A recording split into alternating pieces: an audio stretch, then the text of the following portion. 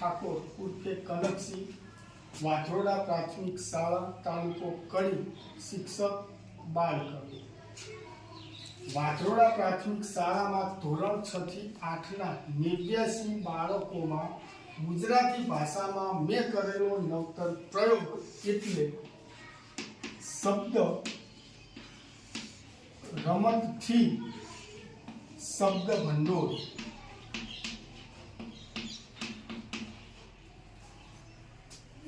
અત્યારે વિદ્યાર્થીઓને રમત રમવી ખૂબ ગમે, પણ આ રમતનો ભાષા સાથે જો સાંકળવામાં આવે અને પછી રમાડે તો બાળકોને વિદ્યાર્થીઓને ખૂબ મજા આવે.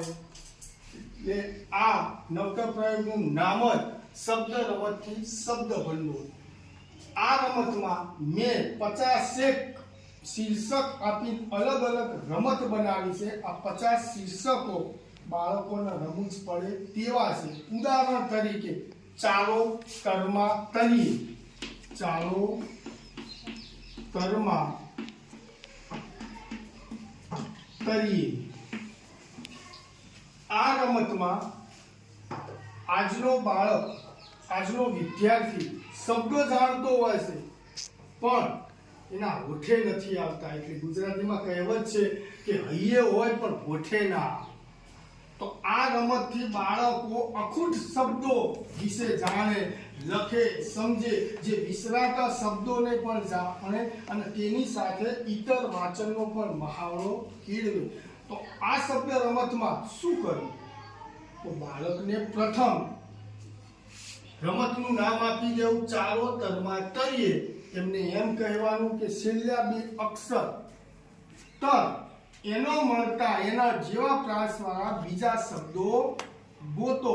અને આ બીજા શબ્દ શોધવા માટે તે ધોરણ 5 થી 12ના પુસ્તકો, ગુજરાતી પુસ્તકની પણ મદદ લઈ શકે, શબ્દકોશની પણ મદદ લઈ શકે, એકબીજા મિત્રને પૂછી પણ શકે, અથવા તો ગામની કે શહેરની દિવાલો ઉપર કોઈ લખાણ લખેલું હોય એ લખાણને વાંચીને પણ આ શબ્દનો મહાવરો કેળવી શકે છે. જેમ કે તર ઉપરના શબ્દ, તો તર ઉપર બને એક કબૂતર. તો છેલ્લા 2 અક્ષરનો પ્રાસ સરખો છે તર, તો એવા બીજા તમારે શોધવાના છે. ફટાફટ શોધી અને મને જણાવો. બોલો. માવતર, માવતર, ખાતર, ખાતર, ભણતર, ભણતર, ખેતર, ખેતર, વાવેતર, વાવેતર, દફતર, દફતર, ભણતર, વળતર. વળતર. ઓકે.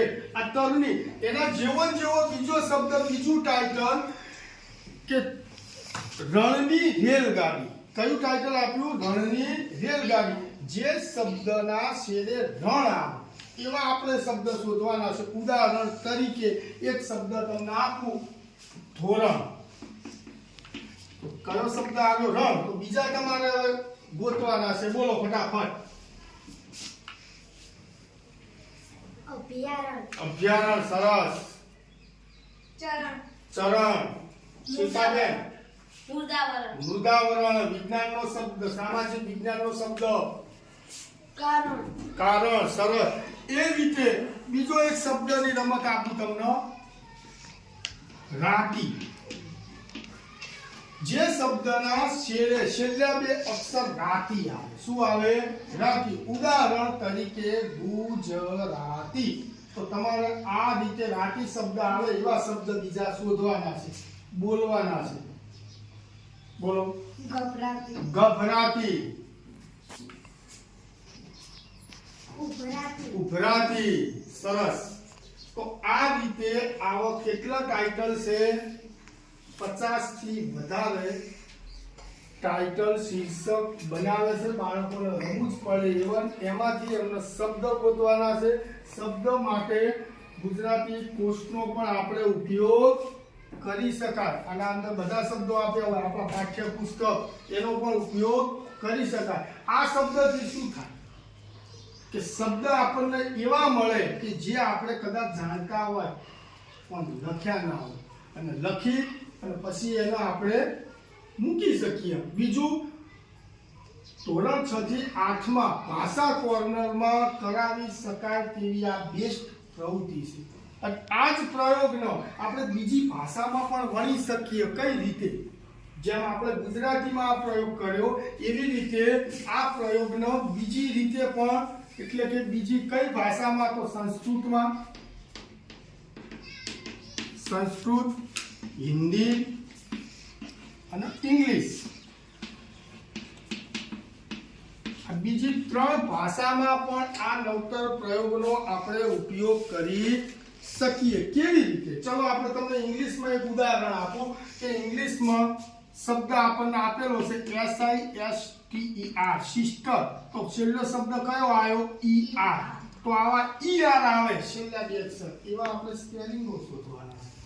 કયા કયા સ્પેલિંગો મળે? એવા ER પાછળ આવે એવા બીજા સ્પેલિંગો કયા મળે? father, father, પછી mother, પછી neighbor. ઓકે, એ રીતે બીજું આપણે વાત કરીએ તો OR આવે, ડોક્ટર, કંડક્ટર, ડોટર. આ વાત થઈ ઇંગ્લિશની. એ રીતે સંસ્કૃતમાં પણ આપણે એ રીતનો પ્રયોગ કરાવી શકાય. સંસ્કૃતમાં કયા શબ્દ આવે? સંસ્કૃતમાં શબ્દ આવે ટીકા.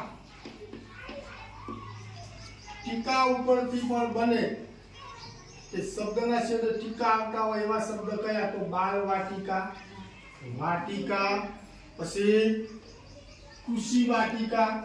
એ રીતે શબ્દની પાછળ લય આવે. શું આવે? લય. એવા પણ શબ્દ બની શકે. કયા? લય આવે એવા શબ્દો કયા? કોઈ યાદ હોય તો બોલો. આ બોલો બધા. સરસ. વિદ્યાલય, પછી કાર્યાલય, સરસ. પુસ્તકાલય. આ સંસ્કૃત, આ સારી વાત થઈ સંસ્કૃતમાં. એ રીતે આપણે હિન્દીમાં પણ આનો મહાવરો કરી શકાય. હિન્દીમાં શબ્દની છેડે હર આવે. હર આવે. એક ઉદાહરણ તરીકે સહર. તો એના જેવા બીજા શબ્દો ગહર, જહર, નહર. ઓકે, એટલે આ ગુજરાતીનો નવતર પ્રયોગ આપણે સંસ્કૃત ભાષામાં, હિન્દી ભાષામાં અને ઇંગ્લિશ ભાષામાં પણ બનાવી અને રજૂ કરી શકીએ. ઓકે, તમને જે રમતો રમાડી 50 એ બધા શબ્દોથી આપણું શબ્દ ભંડોળ વિકસિત થાય છે. આપણને એક શબ્દ ઉપરથી, સમજો તમે તર ઉપરના શબ્દો ગોતશો તો તમને રણ ઉપરના મળશે. તમે રણના ગોતશો તો તમને પણના મળશે. તમે પણના ગોતશો તો તમને દરના મળશે. ઓકે, ભારત માતા કી જય.